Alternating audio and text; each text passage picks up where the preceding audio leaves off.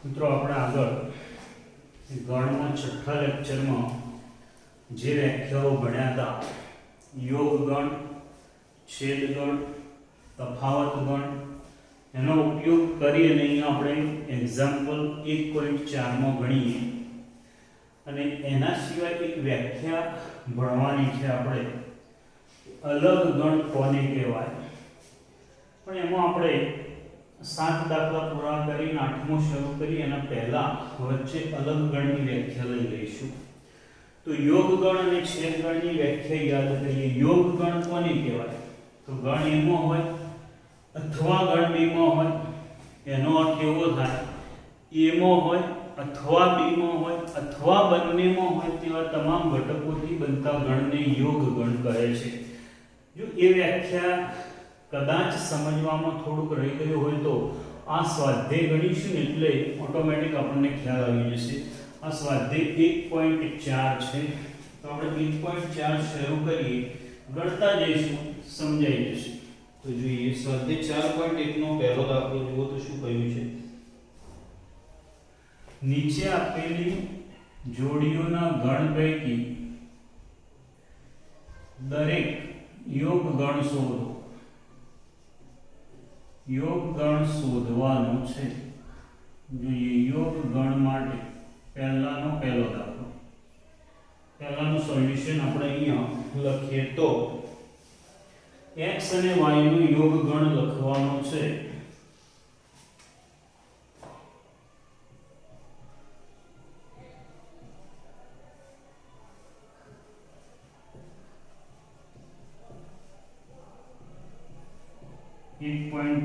નું સોલ્યુશન એનો પહેલો દાખલો એક્ઝામ્પલ 1 એનો પહેલો x યોગ y ઇક્વલ ટુ તો જોઈએ લખીએ x માં કયા ઘટકો છે 1 3 5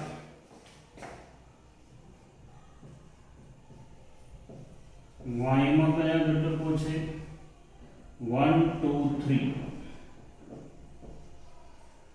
આ બંનેને ભેગા કરી તો જવાબમાં આવશે 1 3 5 x ના બધા ઘટકો લખી નાખવાના y ના બધા લખવાના પણ ગણના નિયમ પ્રમાણે ડબલ વખત ઘટક આવતો હોય તો નહીં લખવાનું 1 અહીંયા આવશે પણ ઓલરેડી 1 લખેલો છે માટે નહીં લખીએ બગડો લખવો પડશે 3 આવી ગયો છે એટલે નહીં લખો બીજું a યોગ b એમાં કયા ઘટકો છે a e i o u યોગ abc યોગ કરીએ બધું જ ભેગું કરી લેવાનું તો પહેલા ગણના બધા ઘટકો લખી લઈએ a e i o u બીજા ગણના પર લખીએ a પણ ઓલરેડી એ લખાઈ ગયો છે એટલે નહીં લખીએ b અને c ખ્યાલ આવે છે મિત્રો કેટલું સરળ છે બધા ઘટકોને ભેગા કરી લખવાના એનો ત્રીજો પ્રશ્ન શું કહે છે ત્રીજા પ્રશ્નમાં કે x એ 3 ની ગુણિત પ્રાકૃતિક સંખ્યા છે 3 ની ગુણિત પ્રાકૃતિક સંખ્યા તો 3 ની ગુણિત પ્રાકૃતિક સંખ્યાઓ કઈ છે એટલે આપણે ગણને પહેલા યોગની યાદીની રીતે લખીશું 3 6 9 અપ ટુ 16 x એ 6 થી નાની પ્રાકૃતિક સંખ્યા છે 6 થી નાની પ્રાકૃતિક સંખ્યા 1 2 3 4 5 હવે આ બંનેનો યોગ બંનેમાં આવતી હોય બધી જ કિંમતો બંને એટલે પહેલામાં આવતી હોય એ બીજામાં આવતી હોય એ બંનેમાં આવતી હોય એકડો લખો 2 3 4 5 પછી 6 3 આવી ગયો લખતા નથી 6 9 12 અપ ટુ 16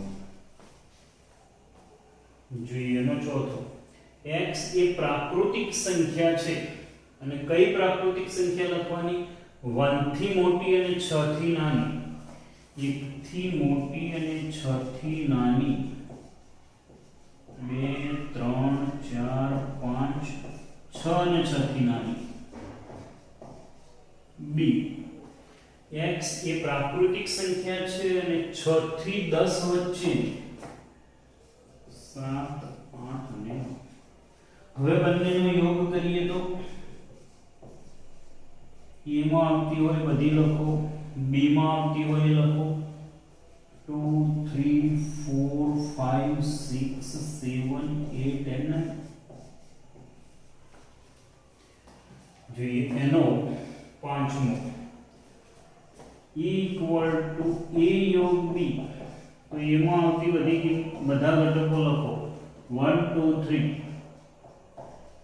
b માં આવતો ઘટક લખો b માં કોઈ ઘટક છે જ નહીં એટલે a યોગ b માં 1 2 3 આવશે હવે જોઈએ મિત્રો આ પાંચના યોગગણ શોધ્યા બીજો ત્રીજો ચોથો પ્રશ્ન પછી ગણીએ પાંચમામાં શું કહ્યું છે આ જે રહ્યા m ના છેદગણ પ્રશ્ન 1 માં આપેલી જોડના છેદગણ શોધો આમના છેદગણ શોધવા છે તો આપણે છેદગણની વ્યાખ્યા યાદ કરીએ છેદગણ કોને કહેવાશે તો a અને b બંનેનો છેદગણ એટલે a અને b બંનેમાં આવતા હોય બંનેમાં કોમન ઘટકો હોય એનો ગણ એને એનો છેદગણ કહેવાશે તો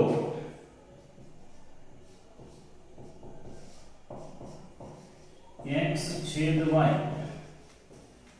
એ 1 3 5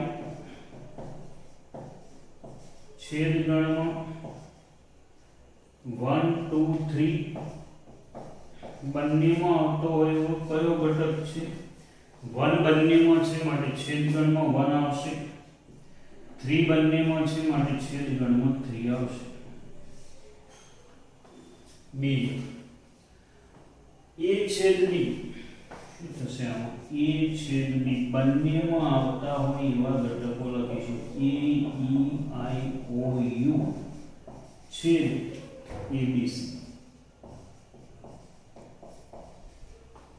કયા ઘટકો બંનેમાં આવે છે સ્મોલ a બંનેમાં આવે છેદગણમાં ત્રીજું 3 થી નાની સોરી 3 ની a છેદ b ઇક્વલ ટુ એ કયો લખ્યો તો આપણે 3 6 9 અપ ટુ 16 છેદ 2 3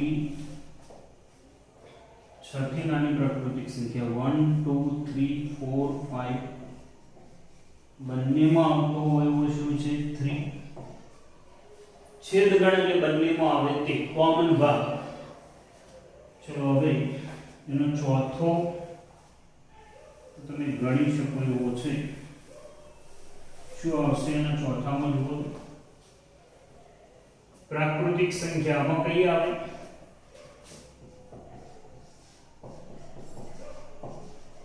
2 3 4 5 6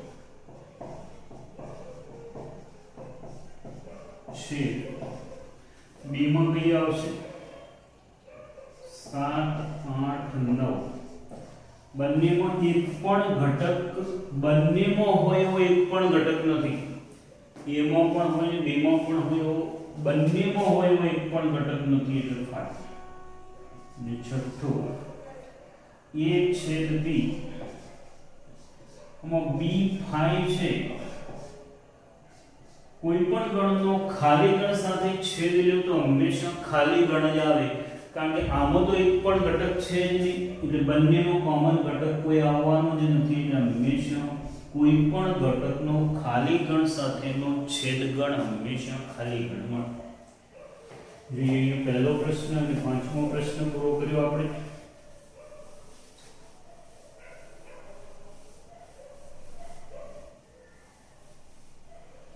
જોઈએ બીજો પ્રશ્ન શું કહ્યું a અને b બે ગણ આપેલા છે એમાં એવું કહે છે a b નો ઉપગણ છે a is subset of b તો ઉપગણની વ્યાખ્યા યાદ કરીએ a નો દરેક ઘટક b માં હોય તો a ને b નો ઉપગણ કહેવાય ગણ a નો સ્મોલ a ગણ b માં છે ગણ a નો સ્મોલ b ગણ b માં છે તો અહીં એ ઉપગણ બી છે, એ ઉપગણ બી છે, એ યોગ બી શું થશે?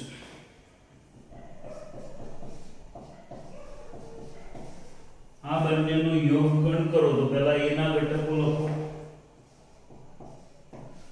પછી b ના લખીએ તો એમાં a આવી ગયો, b આવી ગયો, c બાકી છે તો આના બરાબર b લખાશે.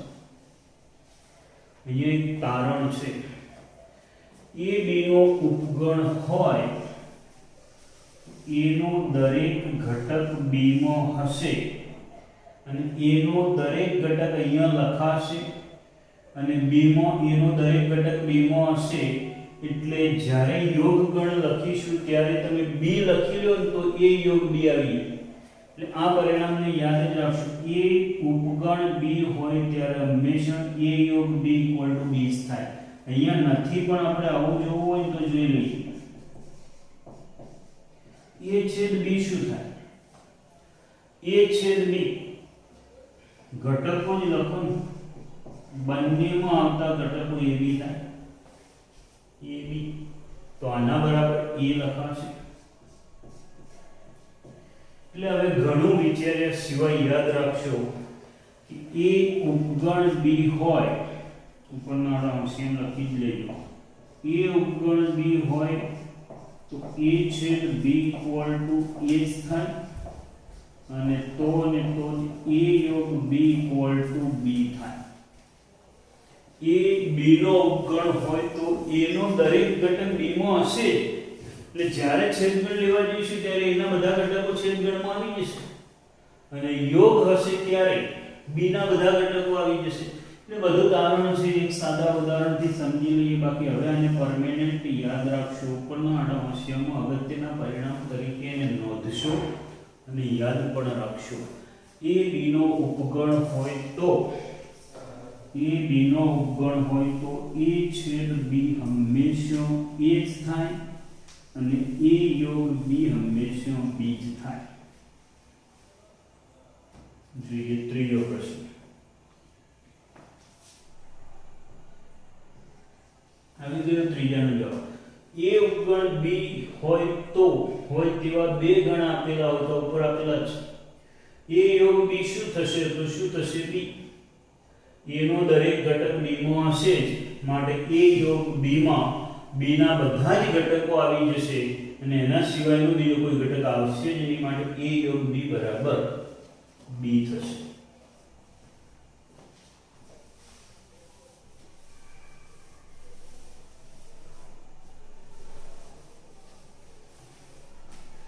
જોઈએ ચોથા પ્રશ્ન માટે આપણને ગણ આપેલા છે a b c d, એને અનુરૂપ આપણે પરિણામો મેળવવાના છે. તો સોલ્યુશન ચોથાનું મેળવીએ. ચોથાનું પહેલું a યોગ b, a યોગ b એમાં કયા ઘટકો છે? 1 2 3 4. યોગ b માં કયા ઘટકો છે? 3 4 5 6. યોગગણ છે, બંનેના બધા ઘટકો ભેગા કરો. a માં આવતા હોય એ લખો, b માં આવતા હોય એ લખો, બંનેમાં આવતા હોય એ લખો. એકનો એક ઘટક બે વખત ન લખાય.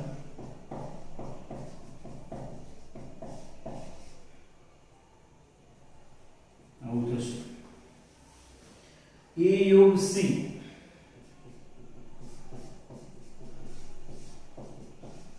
a 1 2 3 4 योग c 5 6 7 8.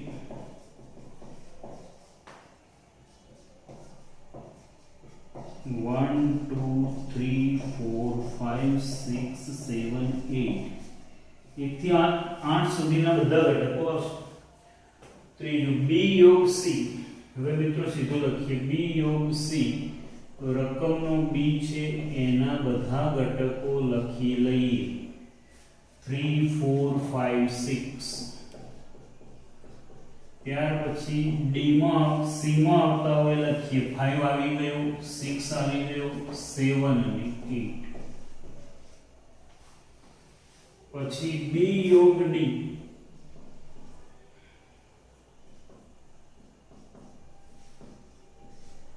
બી માં આવતા લખેલો હું 3 4 5 6. હવે ડી માં આવતા હોય લખીએ 7 8 9 અને 10. એના પછી એ યોગ બી યોગ સી, ए योग बी योग सी.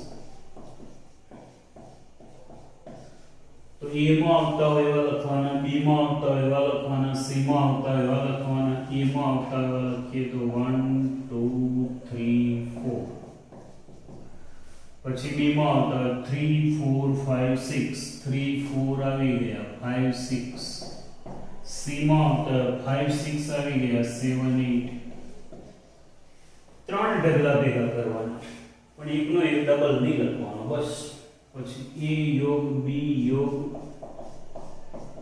એ યોગ બી યોગ ડી, એ માં આવતા હોય લખો, બી માં આવતા હોય લખો અને ડી માં આવતા હોય લખો 7 8 9 10.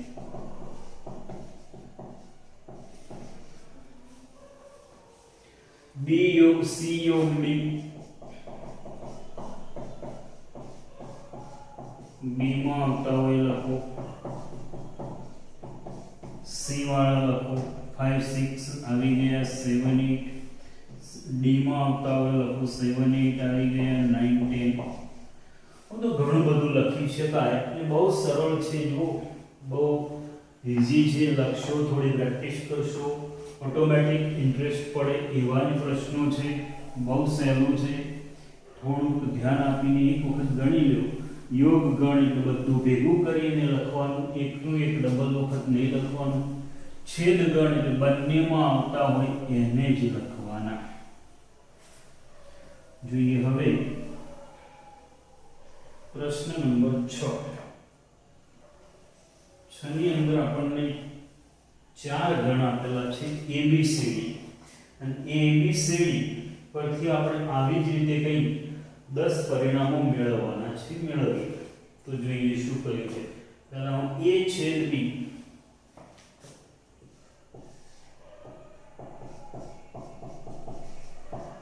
a છેદ b, એમાં કયા ઘટકો છે 3 5 7 9 11 छेद 7 9 11 30. छेद गण એટલે બંનેમાં આવે તેવા કોમન ઘટક, બંનેમાં આવે તેવા. 3 બંનેમાં નથી, 5 બંનેમાં નથી, 7 બંનેમાં છે, 9 નથી, 11 છે. 7 અને 11 સોરી 9 પણ આવે છે, 9 પણ છે. 7 9 also 11. બીજું b છેદ c. ચલો હવે અહીંયા રકમ જોઈ લઈશું. b અને c બંનેમાં એવો કયો ઘટક? 7 બંનેમાં હોય એવું નથી, 9 બંનેમાં હોય એવું નથી, 11 છે અને 13 પણ બંનેમાં છે, 15 બંનેમાં હોય એવું નથી. તો a છેદ c, તો a માં પણ હોય અને c માં પણ હોય એવા ઘટકો. પરીક્ષામાં લખો ત્યારે આમ લખજો, આ લખી પછી આ લખવાનું. a છેદ c પહેલા અને ત્રીજામાં, 3 બંનેમાં હોય એવું નથી, 5 પણ બંનેમાં હોય એવું નથી, 7 પણ બંનેમાં હોય એવું નથી, 9 પણ નથી, ઓન્લી 11 છે, 11.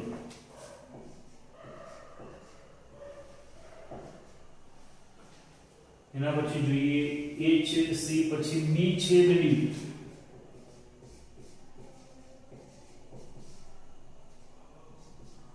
b છેદ d, આ બંનેમાં કોઈ કોમન ઘટક દેખાય છે? નથી. તો 5 આમ લખો તોય ચાલે, આમ લખો તોય ચાલે.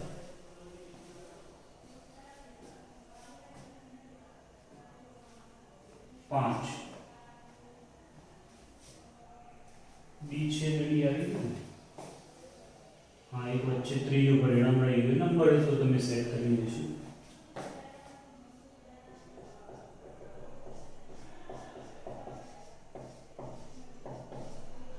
એ છેદ સી છેદ ડી, એ છેદ સી છેદ ડી, એ સી અને ડી ત્રણેયમાં હોય એવો ઘટક.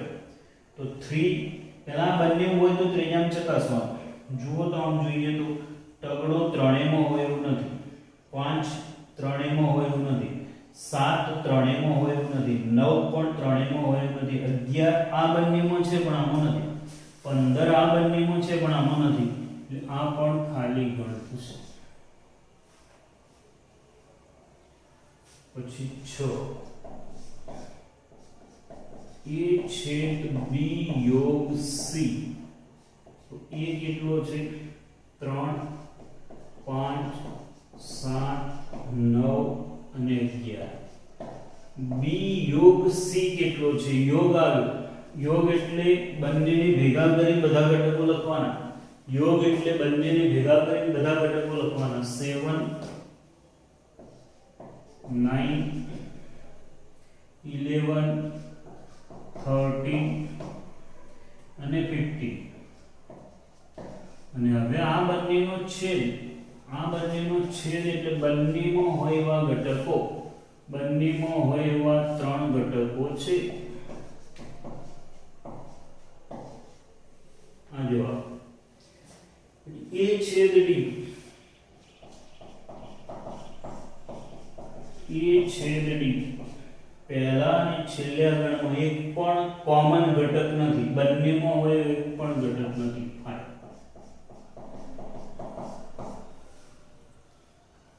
પછી એ છેદ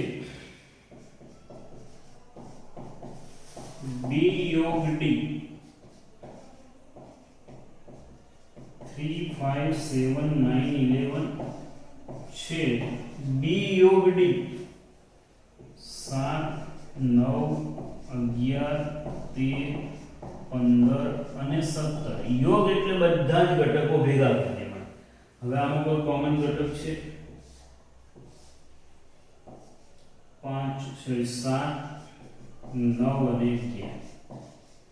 બંનેમાં હોય છેદ ગણમાં આવે, બધાને ભેગા કરો એ યોગ ગણમાં આવે. બસ આટલું જ છે. કયું ગણ્યું આપણે? 8. 9 એ છેદ બી અને બી યોગ સી,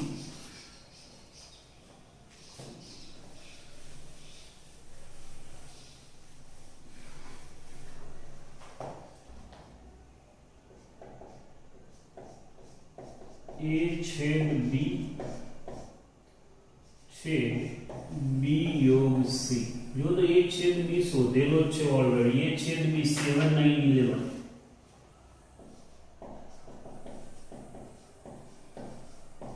અને બી યોગ સી પણ શોધેલો જ છે.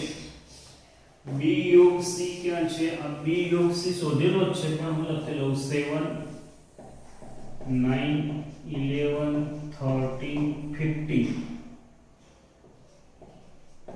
equal to 7 9 11 અને છેલ્લું 10.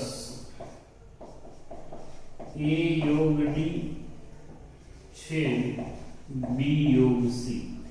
એ યોગ ડી પહેલા અને છેલ્લાનો યોગ ગણ, એ અને ડી નો યોગ ગણ. યોગ ગણમાં બધા ઘટકો લખો. 3 5 7 9 11 15 17 છેદ બી યોગ સી. બી યોગ સી આ બંનેમાંથી પણ બધા લખો. 7 9 11 13 15. હવે આ બંનેનો છેદ ગણ 7 9 11 15 પણ આવશે, 15 પણ આવશે, 15 પણ આવશે. બંનેમાં હોય. આવું બહુ સરળતાથી લખી શકાય. બહુ ખાસ અઘરો ભાગ છે નહીં, થોડી પ્રેક્ટિસ કરશો બહુ સરળતાથી આવડશે. જોઈએ 7મો દાખલો. A B C D ચાર ગણની આપેલા ચાર ગણ છે. એ ચાર ગણ ઉપરથી આપણે જુદા જુદા 6 પરિણામો મેળવવાના છે. પણ યોગ ગણ, છેદ ગણ, તફાવત ગણ આ બધું જ મેળવવા માટે ગણ યાદીની રીતે હોવો જોઈએ. અહીંયા તો જોઈએ આપણને ગુણધર્મની રીતે આપેલો છે એટલે એને પહેલા યાદીની રીતે લખીએ. એમાં કયા ઘટકો આવશે જો તો ગણ એમાં સોલ્યુશન 7મા દાખલાનું કરીએ તો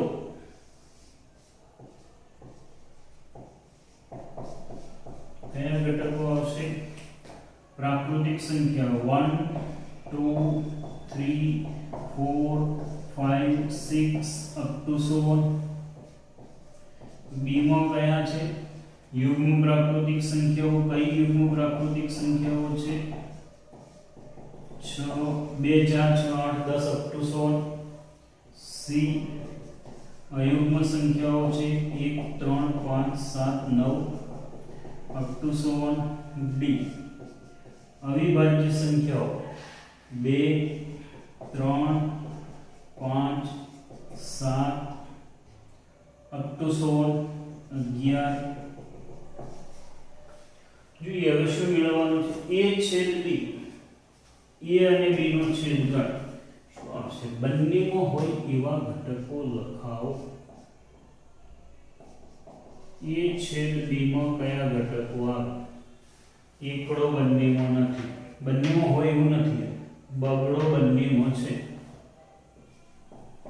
4 6 8 10 ટુ 16. શું કહેવાશે? b નો દરેક ઘટક એમાં છે. જો b a નો ઉપગણ છે, b a નો ઉપગણ હોય તો a છેદ b બરાબર b થાય. છેદ ગણ છે ને હંમેશા બે એક ગણ બીજા ગણનો ઉપગણ હોય તો બે નો છેદ ગણ નાનો ગણ થાય અને બે નો યોગ ગણ મોટો ગણ થાય. બીજું a છેદ c, c નો દરેક ઘટક એમાં છે. જો અહીંયા 1 3 5 7 9. c a નો ઉપગણ છે માટે a છેદ c બરાબર c થયો. આ b અને c, b c અને d બધા એના ઉપગણો છે. એ પણ એનો ઉપગણ તો છે. પછી ત્રીજામાં a છેદ d શોધો. બાકી શું આવશે? a છેદ d બરાબર d આવશે. ગણી લીધું આવડશે. b છેદ c, b છેદ c આ બંનેમાં આવે એવો એક પણ ઘટક નહીં હોય. હા, લોજિકલી વિચારો તો સીધું આવે. અયુગ્મ હોય અને યુગ્મ હોય એવી કોઈ સંખ્યા જ ન હોય એટલે થાય. પછી b છેદ d,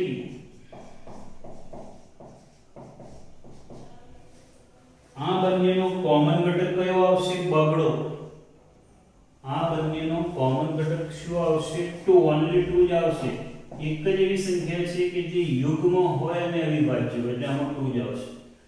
અને c છેદ d, c છેદ d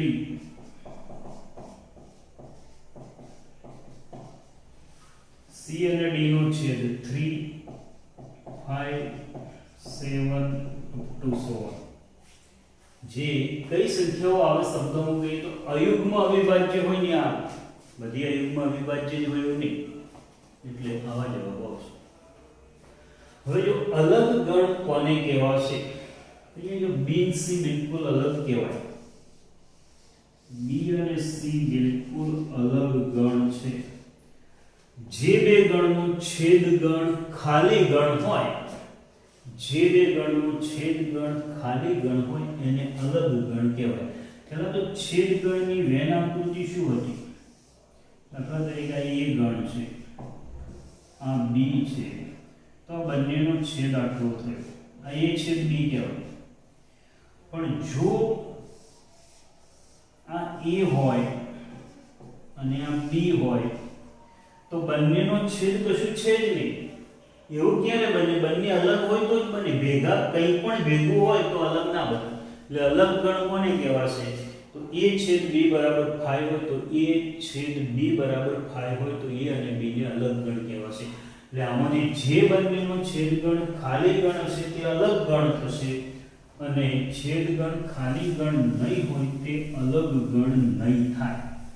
તો જોઈએ 8માના 3 પ્રશ્નો ગણવા છે. એનો પહેલો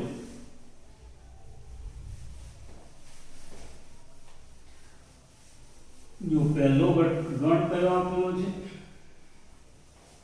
1 2 3 4. બીજો ગણ છે એમાં કયા ઘટકો હશે મિત્રો? જોઈએ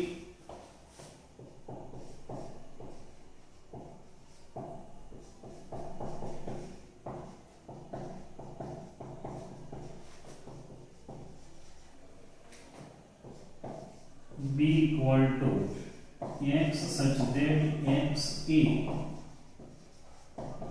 અયુગ્મ પ્રાકૃતિક સંખ્યા છે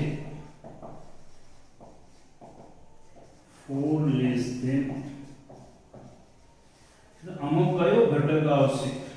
4 થી 6 સુધીની પ્રાકૃતિક સંખ્યાઓમાંથી અયુગ્મ ખાલી 5 જ. 4 5 6 એમાંથી અયુગ્મ હોય એવી 5. a છેદ b શું આવશે? આ બંનેમાં કોમન ઘટક એક પણ નથી 5 માટે a અને b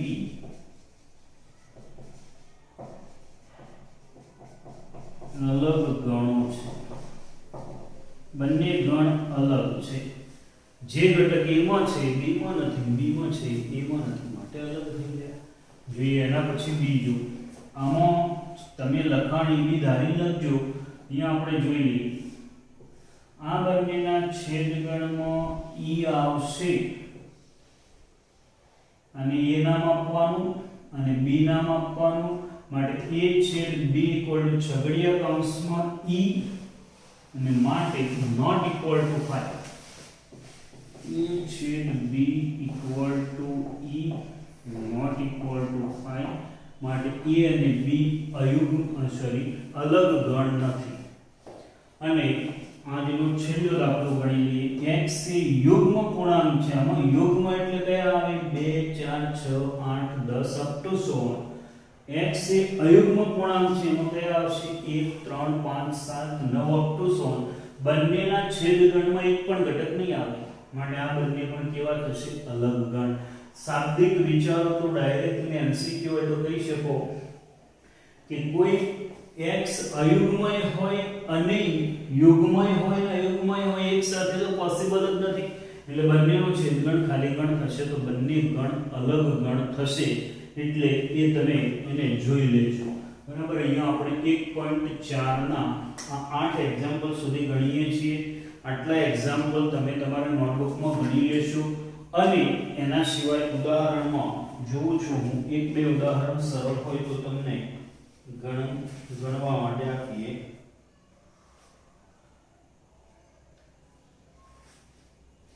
તો ઉદાહરણ 12 અને 13 એ બે ઉદાહરણ તમે ગણજો. 1.4 ના 8 દાખલા ગણજો અને ઉદાહરણ 12 અને 13 એટલું ગણશો. આજે 7મા લેક્ચરમાં આપણે આટલું જ રાખીશું.